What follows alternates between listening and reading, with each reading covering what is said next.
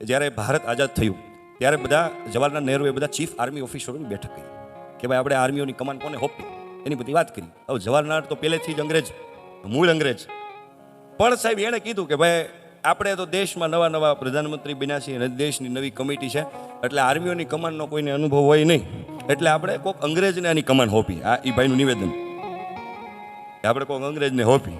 બધાએ આ પાડી, કાંઈ વાંધો નહીં. પણ પાછળ એક વ્યક્તિ બેઠા હતા, લેફ્ટનન્ટ જનરલ નાથુરામ. એણે કીધું કે નહેરુજી તો આપણે કામ કરો ને, પ્રધાનમંત્રી અંગ્રેજને રાખી દે. ઝટકો લાગ્યો કે આની આ બધી માથાકૂટ કરી. પછી એણે હવે વ્યક્તિને કીધું તમે સંભાળશો આર્મીની કમાન્ડ, તમે સંભાળશો.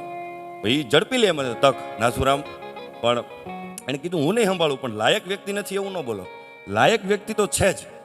અને એણે સજેશન કર્યું, લેફ્ટનન્ટ કે એમ કરિયપ્પા કરી અને અધિકારી, અને એમને કમાન સોંપવામાં આવી. અને ભારત પાકિસ્તાનનું જ્યારે યુદ્ધ ચાલુ હતું અને ત્યારે કરિયપ્પા રિટાયર્ડ થઈ ગયેલા, પણ એનો દીકરો નંદા કરિયપ્પા સાહેબ આપણે ઇન્ડિયન એરફોર્સની અંદર નોકરીમાં જોડાયેલા. અને જે દિવસે આ કમાન સોંપવામાં આવી, 15 જાન્યુઆરી 1949, એને આપણે આર્મી દિવસ તરીકે પણ ઉજવીએ છીએ કે પહેલી આર્મીની કમાન આને સોંપવામાં આવી. એ પહેલા વડા એ હતા. પણ ભારત પાકિસ્તાનનું જ્યારે યુદ્ધ હતું ત્યારે નંદા કરિયપ્પા એરફોર્સની અંદર સેવા બજાવતા હતા. અને ભારત પાકિસ્તાનના યુદ્ધનો છેલ્લો દિવસ, અને તે દિવસે નંદાજીને કમાન સોંપવામાં આવી. અને એમાં વિમાનમાં આગ લાગે છે અને એ એક ટુકડો ભારતની અંદર પડે છે અને બાકી નંદાજી પાકિસ્તાનમાં પડે છે. ત્યાંની સેના એને પકડી લે છે અને પૂછપરછ કરે છે. અને પૂછપરછમાં જાણવા મળ્યું કે આ તો કેમ કરી અપ્પાનો છોકરો છે.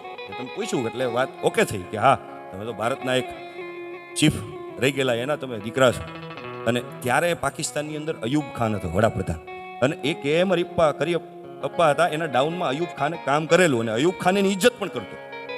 તો એણે કીધું કે એકવાર હું કેમ કરિયપ્પાને કહી દઉં કે ભાઈ તમારો દીકરો પાકિસ્તાનમાં છે અને બાઈ ઇજ્જત અમે ભરી છૂટો કરી દઈએ છીએ, પણ તમે જરીક રિક્વેસ્ટ કરો તો.